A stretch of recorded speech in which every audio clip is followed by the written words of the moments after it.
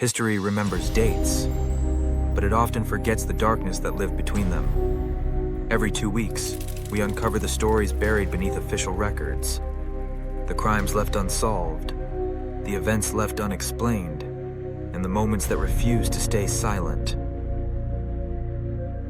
This week on Mysterious History, we look into the brutal 1885 murder of Emma Merlotin, a high-class madam whose death shocked Portland and left behind one of the city's earliest unsolved crimes, and a ghost that may still be searching for justice. In the misty streets of Portland in the 1880s, a thrilling dance between vice and virtue unfolded.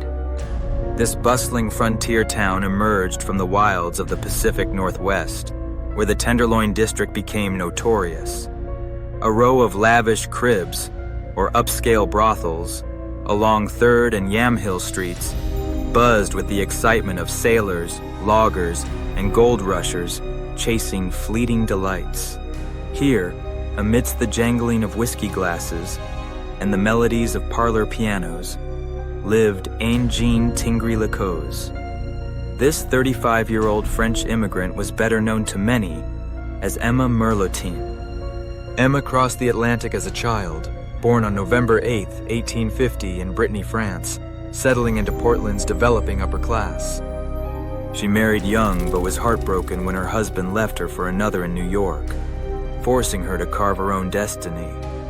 Unfazed, Emma transformed her sorrow into strength, becoming a high-class courtesan, a French beauty who captured the hearts of wealthy patrons in her elegant cottage. She defied the conventional image of a fallen woman. Instead, she was known for her kindness, with neighbors whispering of her secret charity for the hungry and her efforts to gather coins for Christmas gifts for less fortunate children in Portland, just days before her tragic end. On December 22, 1885, a cold, raw pre-Christmas Eve, Emma's world collapsed. Accounts from historical documents like the Morning Oregonian and Peter Bogue's Same-Sex Affairs depict a scene of lamentable violence. Eyewitness testimonies collected from police reports and newspaper stories reveal the horrifying cries that pierced the night. Passers-by, a mix of late-night revelers and patrolling officers, heard cries echoing from Emma's cottage at 3rd and Yamhill, a colorful row of homes sheltering the district's top madams. One officer, breaking through the chaos, rushed inside and encountered a horrific scene. Blood sprawled across the floorboards like spilled wine, staining the carpets and splattering the walls. Emma lay partially trapped under her ornate 4-poster bed, her clothing, a chemise, boots, and stockings, thrown on in a desperate attempt to escape. She had been savagely attacked with a hatchet, suffering over 20 brutal blows to her skull and body. The killer had vanished into the night, leaving behind the common lumberman's tool that had served as the murder weapon in this timber-rich town. Documents from the Multnomah County Probate Court, preserved in the Oregon State Archives, tell the story of the aftermath. Emma's modest estate, which hinted at her success, including jewelry and holiday funds, was evaluated days later by French Vice Consul Henry F. Tyson. He verified her heirship through her brother, Joseph Lacause, from France. An autopsy, detailed in coroner's files digitized by Family Search, unraveled the brutality.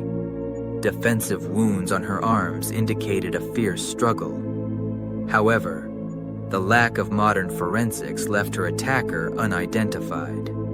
In the immediate aftermath, suspects appeared, but vanished as quickly as they came. William Sundstrom, a Finnish sailor, was arrested within 2 days, found with blood-stained clothes and a hatchet. Witnesses noted he quarreled with Emma about payment earlier that evening. However, alibis from his dockside friends and the absence of matching blood evidence led to his release. Over time, False confessions from desperate men hoping for notoriety emerged, but none held any merit. In a bizarre twist reminiscent of Victorian pseudoscience, investigators clung to the myth of optography. This belief suggested a dying individual's retina would capture the image of their murderer. Emma's left eye was surgically removed at the morgue and safely sent to an optometrist who developed the eye under experimental conditions. Regrettably, the process yielded only shadows of her bedroom wall. This failed investigation, reported with sensational headlines by the Oregonian, deepened the mystery surrounding Emma's murder. The city's vice district, a powder keg of moral outrage, exploded. Her gruesome death, featured in graphic headlines, sparked fiery sermons against the life of shame. Reverend Charles Locke's anti-prostitution crusade in the 1890s pushed brothels further north, marking the end of the Tenderloin's notorious reign. Unfortunately, justice eluded Emma, consigning her case to the Portland Police Bureau's cold case files, one of the city's earliest unsolved homicides. Emma's friends rejected the stigma, laying her to rest not as a sinner, but as a sister. They buried her under her true name, Anne Jean Tingry-Lecause, at Block 11, Lot 23 of Lone Fir Pioneer Cemetery. This historic 31-acre arboretum, Portland's oldest graveyard, was established in 1855, resting among towering fir trees and forgotten souls. Her headstone, though weathered, stands resilient, marking a life abruptly ended. Anne Jean Tingry-Lecause died December 22, 1885, aged 35 years. Surprisingly, Emma would not be forgotten in death, just as she wasn't in life. Whispers among cemetery groundskeepers by the early 20th century turned to shivers.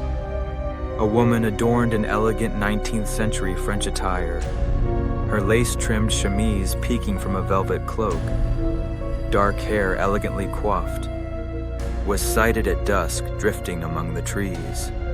She walks the winding paths near Block 11, her silent footsteps barely disturbing the mossy ground, her haunting eyes scanning the darkness as if still searching for her killer. Paranormal tales surrounding her, amplified by modern reflections on the Portland Ghost blog and the annual tour of untimely departures, portray Emma as Portland's most restless spirit. Visitors, including tourists and historians, share chilling accounts. In 2016, during the cemetery's Twilight Tombstone series, a guide described a woman in Victorian garb approaching their group near Emma's grave. Her porcelain-pale visage struck them with an unusual beauty, only to dissolve into ethereal mist when addressed, leaving the faint scent of lavender entwined with a hint of blood-stained perfume. A podcast episode in 2021, recorded at her gravesite for All Things Psychic, captured strange whispers, EVPs pleading in lilting French, "Justice mon oeil, justice my eye," layered with eerie sounds reminiscent of a hatchet striking wood. Skeptics might dismiss these as folkloric fabrications fueled by grief. They cite Lone Fir's eerie legacy, from the unmarked graves of 132 asylum inmates discovered in 2017 to the spectral shadows of the poor that flit through the underbrush. On moonless nights, if you stand at her grave and whisper her name, it's said you might hear a distant echo, a faint, furious thwack reverberating through the night, like a hatchet against wood, coupled with a graceful voice, unbroken and elegant, demanding the truth she was forever denied. Some stories end with answers. Others end with questions that refuse to stay buried. Take a moment to like this video or share your comments below. And if you want to continue uncovering the darker corners of the past, subscribe to Mysterious History so you don't miss what comes next. We return every 2 weeks with another story, history never truly laid to rest. See you next time on Mysterious Histories.